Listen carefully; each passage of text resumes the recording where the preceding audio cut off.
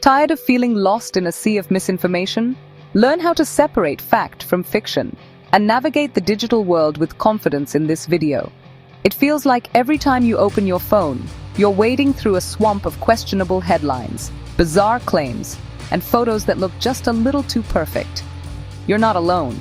The internet, our glorious, chaotic digital library, can sometimes feel more like a digital funhouse hall of mirrors, where everything is distorted and it's impossible to tell what's real. It's exhausting, isn't it? Trying to figure out if that shocking story about a celebrity adopting a flock of pigeons is genuine or just another Tuesday on the web. You might be surprised to learn how easily you can be tricked by fake news. This video unveils common red flags and practical strategies to protect yourself from deception. The people who create this stuff are getting increasingly sophisticated. They know exactly which emotional buttons to push to make you angry, scared, or even just amused enough to hit that share button without a second thought. But don't worry, this isn't a doomsday prophecy. It's an empowerment session. We're going to arm you with a toolkit, a sort of digital Swiss Army knife to slice through the nonsense. By the end of this, you'll be a veritable Sherlock Holmes of your social media feed. So, you've just seen a headline that makes your blood boil or your jaw drop. Scientists discover chocolate cures baldness, or local politicians secretly a lizard person. Your first instinct, your deeply human, socially wired instinct, is to share it. You want to warn your friends, celebrate the good news with your family, or just show everyone how in the know you are. I get it. The urge to be the first person in your group chat to drop a bombshell piece of news is powerful. It's like a digital dopamine hit. But right there, in that split second between seeing and sharing, lies your greatest power. It's the power of the pause. Before your finger even makes its move towards that share icon, you have to stop and ask yourself one simple yet profound question. What if this isn't true? Think of sharing information as the digital equivalent of giving someone a gift. You wouldn't knowingly give your friend a beautifully wrapped box full of angry hornets, would you? Well, maybe for that one friend, but generally, no. Sharing misinformation is exactly that. You're not just passing along a funny meme, you're potentially spreading confusion, fear, or anger. You become an unwitting accomplice in the pollution of our collective information ecosystem. Every unverified share adds another drop of poison to the well we all drink from. So why is this pause so critical? Because the entire business model of fake news relies on its absence. It is designed for impulse.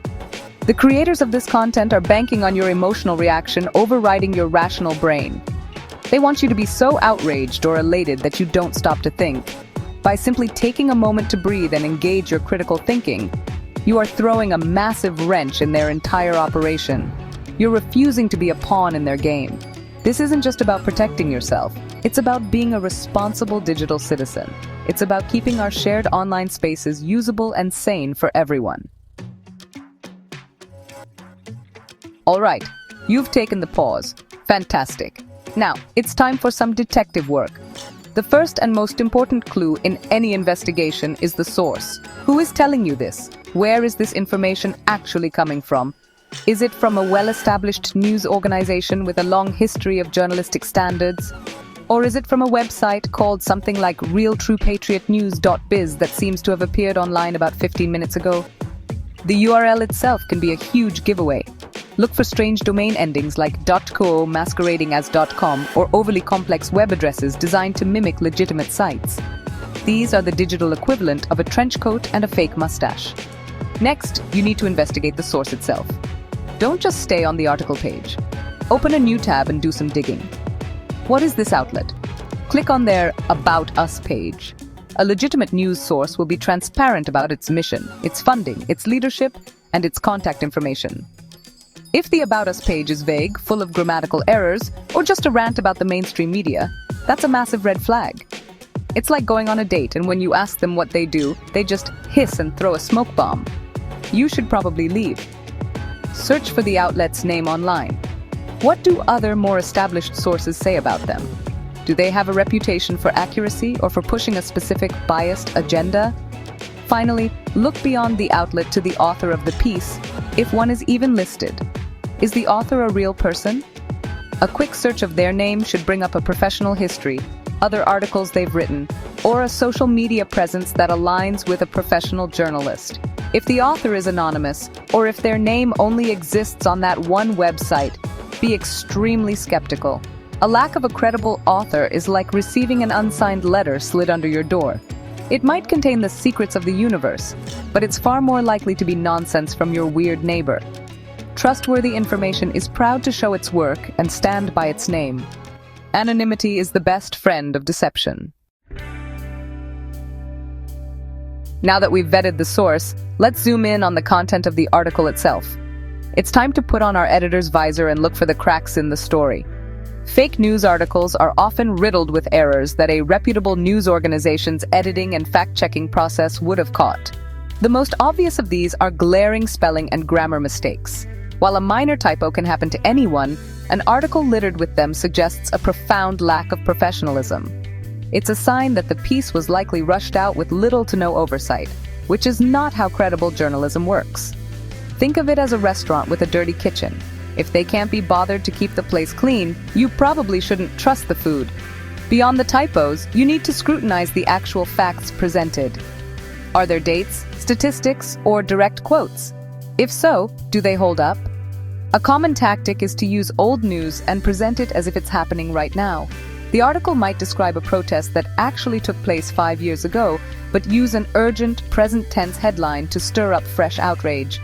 Check the dates on any photos or videos mentioned. A quick reverse image search can reveal if that photo from the riot last night is actually from a concert in a different country a decade ago. Misleading timelines and out-of-context images are classic tools of deception. Finally, pay close attention to the quotes. Who is being quoted? Are they credible experts in their field, or are they anonymous sources or observers? Fake news loves to quote an inside source at the White House or a leading scientist who asked not to be named. While anonymous sources are sometimes used in legitimate journalism, they are the exception, not the rule, and are usually backed by the institution's reputation. In fake news, they are a convenient way to invent authority without any accountability. If the entire foundation of a story rests on the words of people who don't have names, that foundation is made of sand.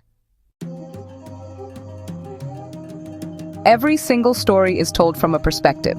That's not necessarily a bad thing, it's just a human thing. The key is to recognize the difference between a fair perspective and a manipulative bias. The goal of responsible journalism is to present the facts as objectively as possible, even when covering a contentious issue. The goal of propaganda, on the other hand, is to persuade you to adopt a specific viewpoint, often by playing on your emotions rather than your intellect.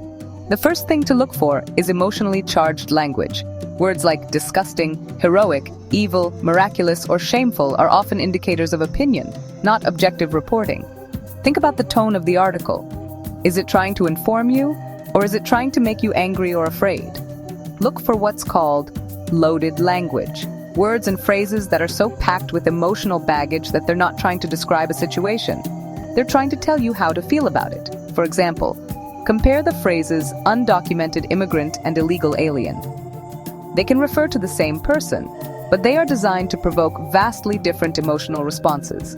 A biased source will consistently use language that paints one side as completely good and the other as completely bad, leaving no room for nuance or complexity. Real life is messy. Propaganda is simple. Another huge tell for bias is what the story leaves out. Sometimes the most misleading part of an article isn't what it says, but what it doesn't say. Does the story only present one side of an argument? Does it conveniently ignore facts or perspectives that might complicate the author's preferred narrative?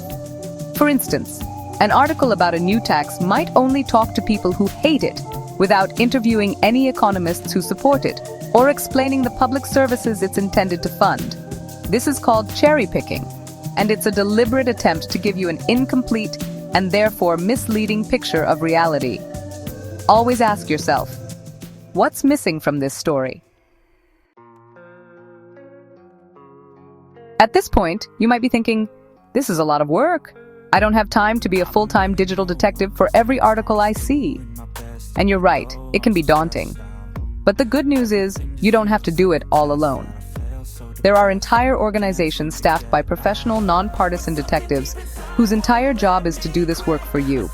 These are the fact-checking websites, and they are your best friends in the fight against misinformation. Think of them as the bloodhounds you can send out to track down the truth when you're not sure where to find it. Reputable fact-checking organizations like Snopes, PolitiFact, factcheck.org, and the AP Fact Check are invaluable resources. They operate with transparent methodologies, cite all their sources, and provide detailed explanations for their ratings, whether it's true, false, mixture, or unproven. Before you share that shocking claim about a new law or a scientific study, take 30 seconds to pop the keywords into the search bar on one of these sites. More often than not, if a claim is big enough to be going viral, one of them has already investigated it thoroughly. It's the quickest and most reliable way to get a clear verdict. But don't just stop at the dedicated fact-checking sites. It's also crucial to practice what's called lateral reading. This means that when you encounter a new source or a surprising claim, you don't just stay on that page. You open up other tabs and see what other, more established news outlets are saying about it. If a massive world-changing event has supposedly occurred, you can be sure that major news organizations like Reuters, the Associated Press, the BBC, or NPR will be reporting on it. If they're all silent, and the only place you can find the story is on maximumeaglefreedom.net, you can be pretty certain which source is the outlier. Triangulating information across multiple, reliable sources is the gold standard for verification. So, there you have it! A 5-step program for not letting your brain get hijacked by Russian bots or your cousin who swears the Earth is a dodecahedron. Yes, it takes a bit of effort. It requires you to do the one thing the internet is actively designed to prevent you from doing: slow down and think. But look, being a well-informed citizen in a democracy has never been a passive activity. It's a job, and right now, part of that job is being the bouncer for your own mind, checking IDs at the door and telling that outrageous headline from truthpatriotfreedomeagle.info that it's not on the list tonight. The stakes are, and I say this with no hyperbole whatsoever, ridiculously high. This isn't just about avoiding embarrassment when you share a story about a shark swimming on a highway that turns out to be fake. This is about our shared reality. When we can't agree on basic facts, we can't solve actual problems. We just end up screaming at each other from inside our own personalized information bubbles, which, I might add, are usually algorithmically designed to make us as angry as possible. It is exhausting, it is corrosive, and it is exactly what people who wish to do harm want. But here's the good news. You can do something about it. Every time you pause, every time you check a source, every time you use a fact-checking tool, you are casting a vote for truth. You are a warrior for reality, and that's important work. So please, for the love of all that is holy and not photoshopped, be skeptical, be curious, and be the person in your group chat who calmly posts a Snopes link. You may not be the most popular person in that moment, but you will be the most valuable. Now, if you'll excuse me, I have to go check on a breaking story about a cat who has been elected mayor of a small town in Vermont. Because you know what? That one actually sounds plausible.